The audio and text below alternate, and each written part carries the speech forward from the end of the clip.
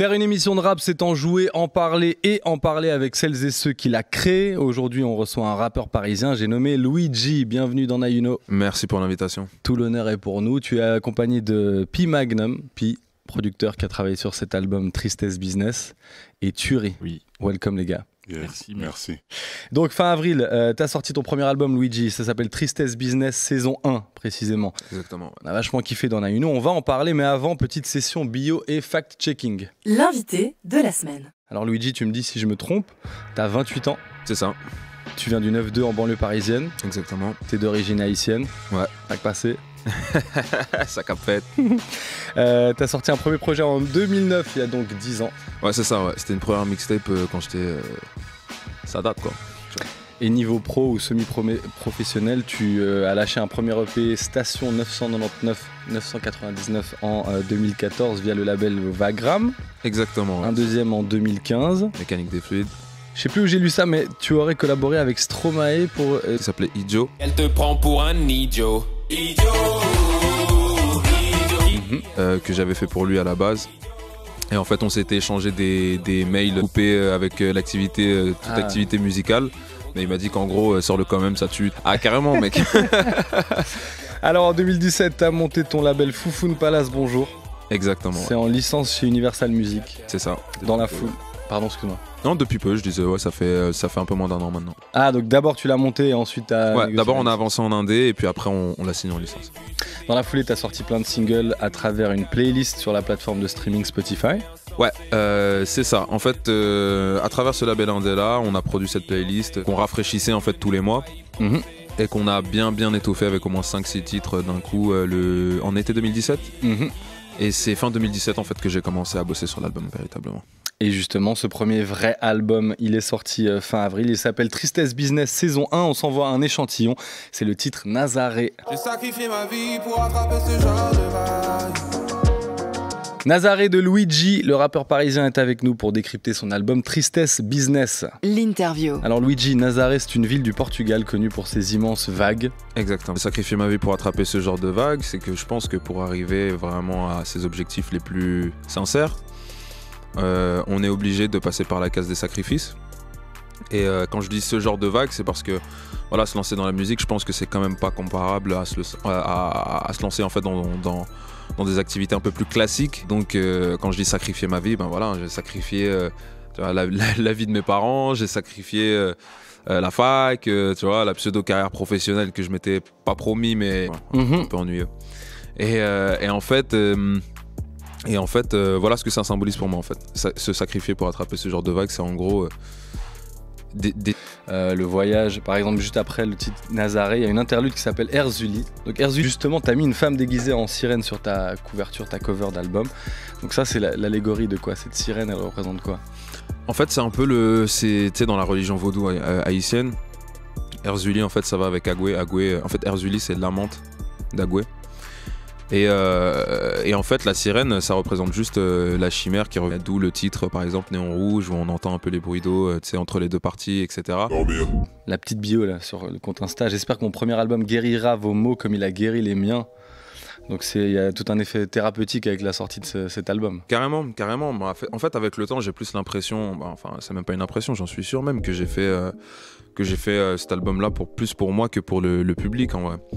Parce que si j'étais vraiment quelqu'un de focalisé, je pense sur le succès, tu vois, sur le succès, sur les chiffres de vente, enfin, quand j'ai décidé de faire cet album-là, c'était l'inspiration, enfin un CD.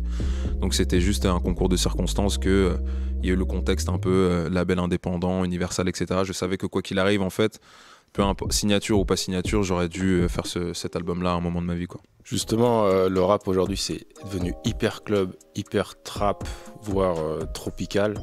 Toi, t'arrives avec quelque chose de complètement différent, beaucoup plus smooth, hyper planant.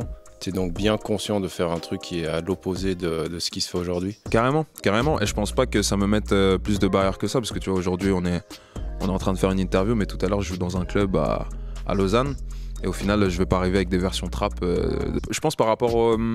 c'est plus cohérent en fait par rapport au discours que je tiens dans l'album. De là d'où je viens, de ce que j'ai traversé, etc. Je pense pas que j'aurais pu raconter l'histoire d'un triangle amoureux sur des BPM tu vois, de Murda Beats, quoi, tu vois. Donc franchement,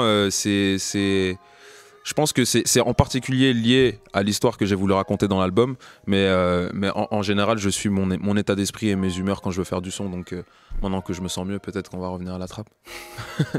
Tu peux nous expliquer un peu les rôles justement des protagonistes qui sont à côté de toi, donc Pi Magnum et Turi, dans la conception de cet album? Avec plaisir. Alors déjà Pi, c'est avant tout un très bon ami. On se connaît depuis presque une dizaine d'années maintenant, peut-être un peu moins, peut-être 7-8 ans, quelque chose comme ça. Il a produit beaucoup de mes tracks aussi. À 2-3 lascar, je ne déclare plus les plans, nique leurs doutes et leurs hésitations. Il produit, il joue, tu vois ce que je veux dire, il compose. Non, franchement, il est vraiment très polyvalent. Et c'est quelqu'un de très sage. Donc comme je suis quelqu'un de très agité, tu vois, c'est toujours bien d'avoir quelqu'un comme Pi à ses côtés pour un peu quadriller les choses. Et il a produit sur Station 999, il a produit sur Mécanique des Flûtes, c'est lui qui a produit le titre éponyme d'ailleurs, et sur Tristesse Business, sur Agoué, Les gens qui s'aiment, Le Remède, tout ça, et puis les arrangements aussi, Christian Dior aussi. Donc non, c'est quelqu'un vraiment de très important.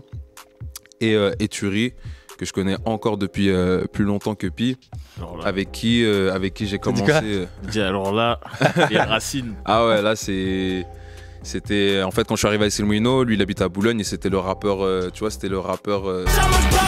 En fait le truc c'est qu'au moment où moi je commençais un peu mes sons et que j'arrivais un peu sur Skyblog, sur trucs et tout, mais de manière un peu timide, lui il avait déjà son collectif, il tournait déjà sur scène, il avait des danseurs, il avait des chanteurs, il avait déjà des musiciens, il avait déjà un live band, tu vois tous ces trucs là. Le type. Ouais, et donc en gros. Non, mais laquelle est la part de... Tout est vrai ou là, tout est vrai, non, je te jure. Non, c'est vrai. Je me suis dit au bout d'un moment. Non, c'est vrai. Il avait des feux d'artifice. Pas loin. Et donc en gros, voilà, c'est moi qui l'accompagnais sur scène pendant un long moment et je faisais mes petits morceaux, que je sortais sur internet, je les faisais un peu sur le set de Turi quand il me laissait un peu de place. Et aujourd'hui en fait tout ça, tous ces mecs là, parce que je pense aussi à ceux qui sont pas là, tu vois, il y a Bones, il y a MNSD, il y a Ryan Coffey, il y a Slomos, il y a Rémi Mehdi, il y a Chris et Choupo qui sont là, et tout ça c'est le Foufoune Palace en fait, tu vois. C'est ça en fait, c'est plus un état d'esprit en fait qu'un label. Après tu vois, c'est la musique qui veut ça, qu'on puisse se structurer, qu'on doive se structurer, etc. Pardon. Mais voilà, c'est que des gars que je connais depuis très longtemps et avec qui je bosse depuis très longtemps. Et Turi, voilà, qui prépare son prochain projet, puis aussi qui prépare son prochain projet. Voilà, j'espère vraiment qu'on va réussir à amener une nouvelle vague et que ça ne va pas briller qu'à travers le nom de Luigi, mais aussi à travers d'autres noms qui ont contribué au moins autant que moi à ce qui se passe, quoi. Mais du coup, c'était prémédité le fait qu'il y ait... Enfin non, il n'y a carrément pas de featuring dans ce projet. Ça, en fait, c'était plus ou moins voulu parce que l'histoire était trop personnelle en fait pour faire intervenir qui que ce soit. Et mais c'est pas du tout synonyme c'est pas du tout synonyme de. T'as capté quoi. Genre je suis ouvert à tout. Si ça me plaît et que c'est pertinent, il y a pas de souci. C'est juste propre à ce projet-là, quoi.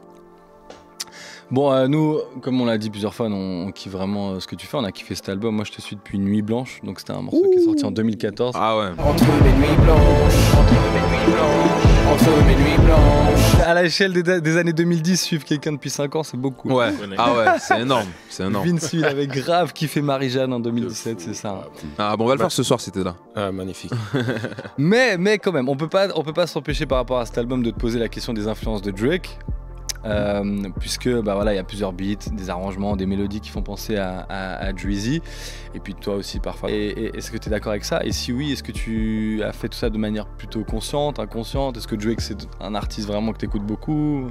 Ouais, en fait c'est un artiste que j'écoute beaucoup. Après je pense que la comparaison en fait elle se fait facilement parce que déjà je chante, je rappe et je parle de meufs.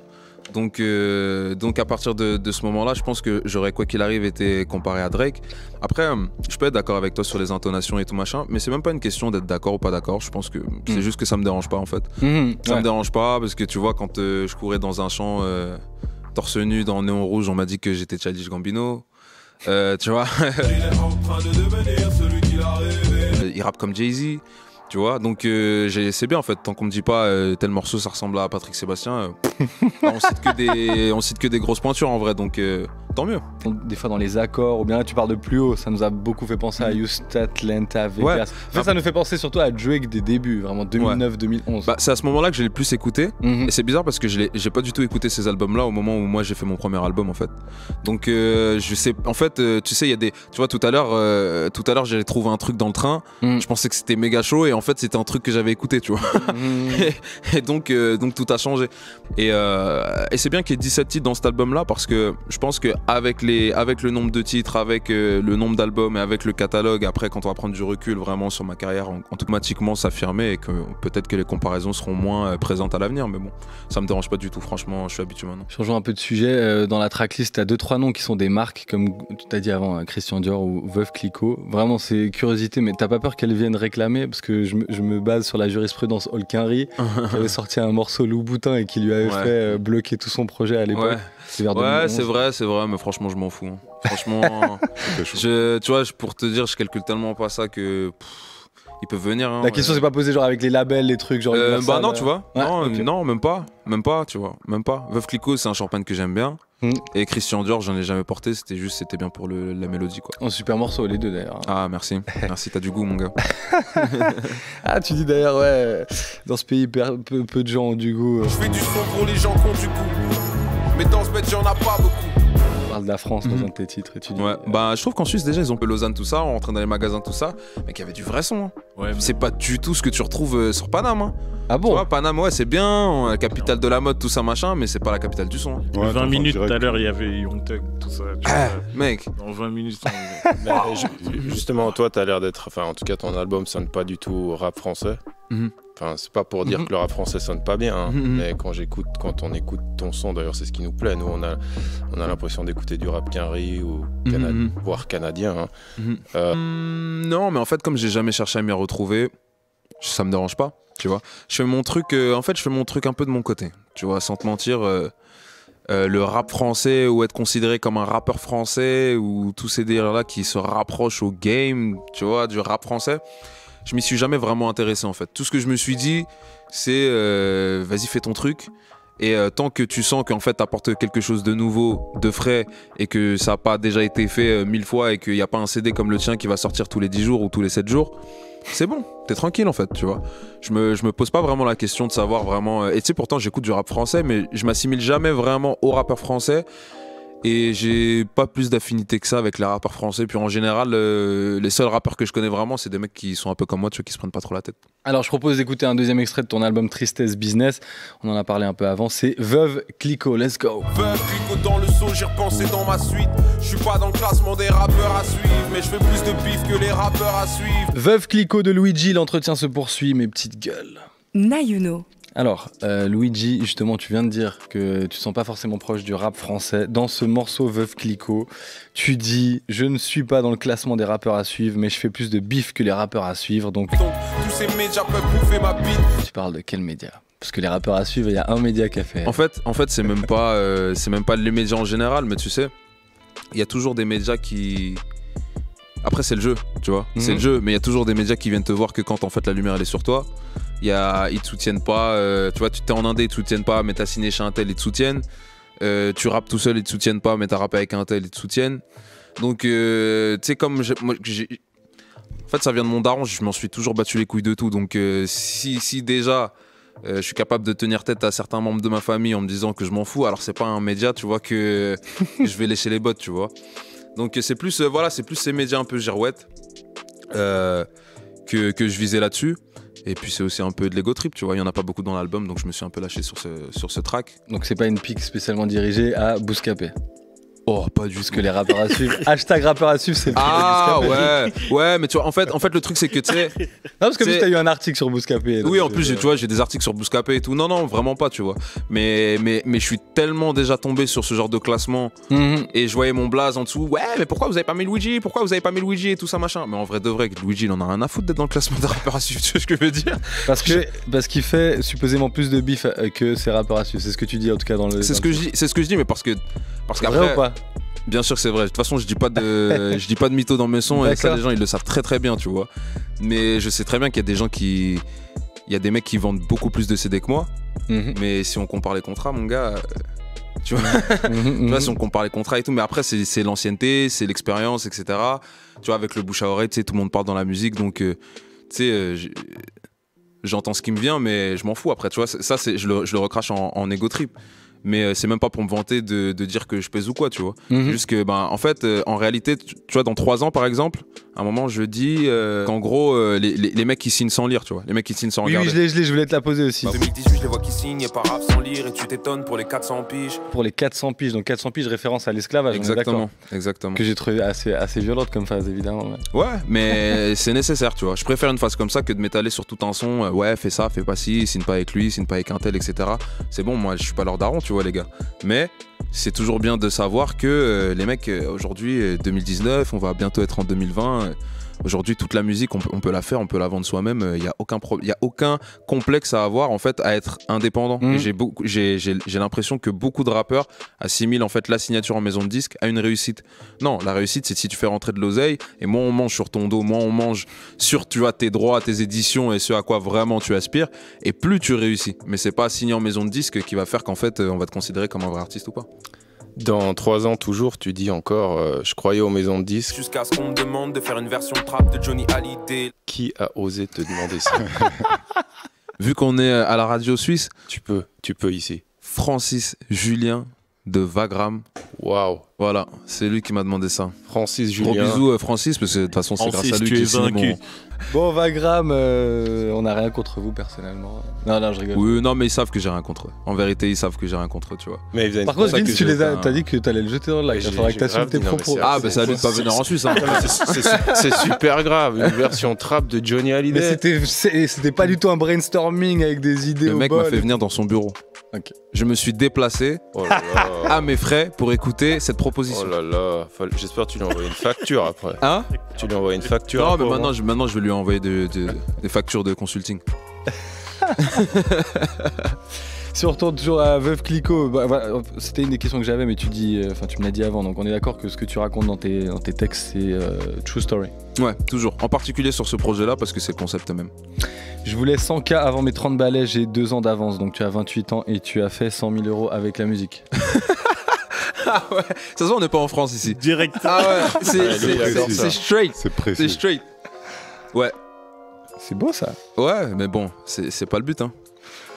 Ouais, évidemment, on n'est pas dans la musique pour l'argent, mais Ouais, faire franchement, 100 000 balles, mais c'est pour ça que je suis aussi décomplexé quand j'en parle, parce que le bif, je m'en fous.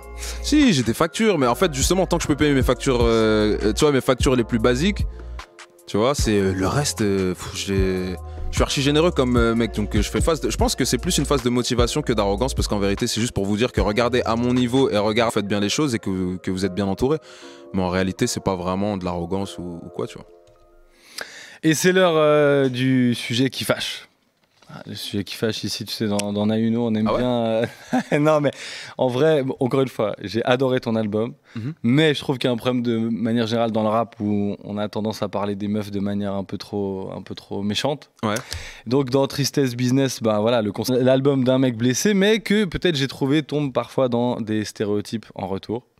Donc par exemple dans Veuve Clicquot qu'on a écouté avant, tu dis Elles sont vénales, j'en suis devenu sexiste. est-ce que tu peux m'expliquer cette phrase? En fait, c'est un peu de l'autodérision, tu vois. C'est un peu un jeu de rôle, tu vois. Quand elles sont vénales, je deviens sexiste, mais quand elles le sont pas, je suis normal en vérité. Mais c'est juste un peu pour anticiper, pour montrer qu'en fait, tous ces traits de caractère-là, ils sont dus à un contexte particulier, tu vois. C'est pas mes traits de caractère généraux, c'est pas ce qu'ils me font vraiment. Donc c'est juste ça en fait, c'est juste un espèce de jeu de rôle où je réagis par rapport à la personne que j'ai en face de moi et au comportement de la personne que j'ai en face de moi. Ok, parce que le genre rencontré 3-4 meufs qui étaient intéressées par... Mais tu sais en fait j'ai écrit tuer mentalement. Donc tu vois les déviances elles étaient beaucoup plus faciles à atteindre tu vois à certains moments parce que j'étais très fragile en fait mentalement. Donc c'est pour ça qu'en fait je me suis permis de me mettre autant à nu et d'avouer certaines choses.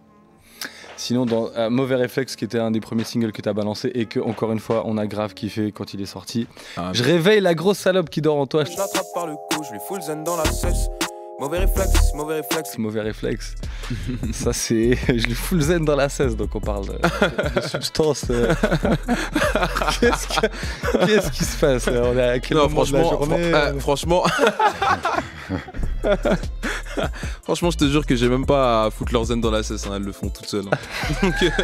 Donc en vrai de vrai, je me rends compte que c'est peut-être la seule phase que j'ai jamais vraiment réellement produit dans la. J'avais en tête quand je posais le premier couplet, et après j'ai enchaîné la prise, et ça sonnait tellement bien, j'écoutais, je me disais, oh allez ça va. Elle passe. Ouais, bah de toute façon, j'ai fait Foufoune Palace, c'est bon. Hein. Et on rappelle que la foufoune, c'est la foufoune, quoi. Ouais, mais Foufoune Palace, c'est le Foufoune Palace. C'est complètement différent. C'est un endroit précis. Hein, non, c'est un groupe précis, une entité précise, quoi. Et alors, il y a ce tweet du 1er mai que tu as écrit. Toutes les meufs que je termine dans mon album sont en train de poster fièrement les sons dans leur story. Soyez méchants, les mecs, là, c'est réel. Ouais, mais bon, tu connais, ça, c'est de la satire du second degré. Mais, par contre, le fait qu'elles aient posté ça dans leur story, ça, c'est vrai. Ça, c'est vraiment vrai. Et en plus, c'est vraiment les meufs en question, tu vois. Donc, ça, c'est ouf. Ah, tu continues de les stalker, alors? Bien sûr, bien sûr. Bien sûr, jusqu'à ce que je trouve d'autres. Non, mais alors, plus sérieusement, il y a aucun moment où tu t'es dit, bon, là, peut-être dans un texte ou dans un morceau, je vais un peu loin. Franchement, non. En fait, si ça avait été sous une autre forme que de la musique, ouais. Mais le tweet.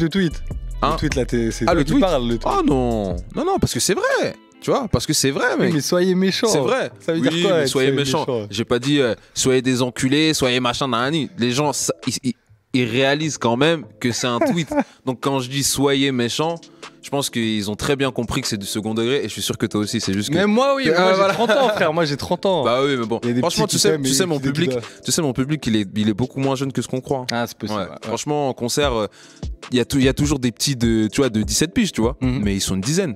Sur des centaines de personnes, ils sont une dizaine. Sinon, la plupart de mon public est majeur, et tu retrouves souvent du 23, 30. 40 Du 40 Du 40. La dernière fois, il y a une meuf de 56 piges qui est venue me parler au restaurant. Enfin, tu vois, je dis une meuf, une dame de 56 ans qui m'a dit, ah, c'est pas vous, Foufoune Palace. Donc, en vrai de vrai, tu vois, même des tweets de mecs, ouais, j'ai 40 balais, mec, le rap français, je trouve que c'est devenu de la merde, mais toi, je t'aime bien. Bon, ces mecs-là, ils me font toujours un peu flipper. Il y a une daronne en Alsace qui a dit, oui, c'est bien Luigi, Mary Jane. Mary Jane. Ouais. Elle connaît. Elle connaît les classiques. C'est quoi la suite pour toi, du coup, la Tristesse Business? C'est marqué saison 1. Ce qui se passe dans ma vie, si un jour je suis assez au fond du trou, faire une saison 2, franchement, c'est mauvais signe pour moi, mais c'est bon signe pour le public, tu vois. mais non, c'est juste parce que en fait, j'ai vu ce concept-là comme une série, en fait. C'est pour ça que les gens qui s'aiment, c'est de la variette, que Gisèle, c'est de la variette, tu vois. L'intro et l'outro, en fait, c'est comme les génériques du début, génériques de fin, etc.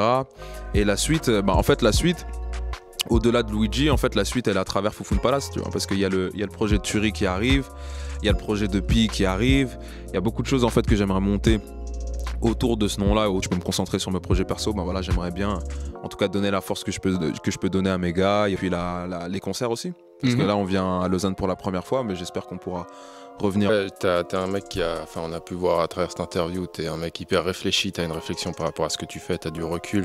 On reçoit des milliards d'artistes, pas des milliards, mais beaucoup d'artistes. Et dans le rap, il y a quand même beaucoup de gens qui n'ont pas de recul par rapport à ce qu'ils font eux-mêmes. T'as aussi une super plume, ce qu'on peut voir à travers ton écriture, tes albums et tout. Donc que de la musique, du cinéma, une série.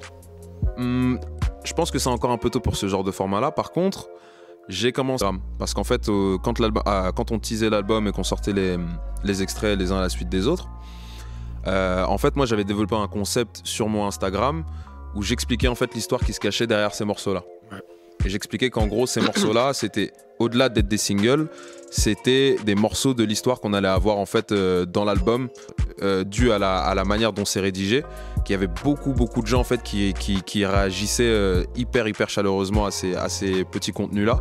Et ça m'a fait réfléchir à des trucs, tu vois. Ça m'a fait réfléchir à des trucs. Après, franchement, c'est un peu trop tôt et trop, tu vois, bazardé dans ma tête pour en parler maintenant. Mais je pense qu'il y a des choses qui peuvent se faire extra musicalement, ouais. Eh bien, pour ceux qui veulent te suivre, celles et ceux qui veulent te suivre, notamment, on te trouve justement sur Instagram. Donc, c'est Luigi, Luidji. Magnum, l'Instagram, c'est. J'en fais tomber mon stylo. Ah, c'est pi.pwe.magnum comme La glace. Un Magnum ou la glace. Ou le flingue. Yes.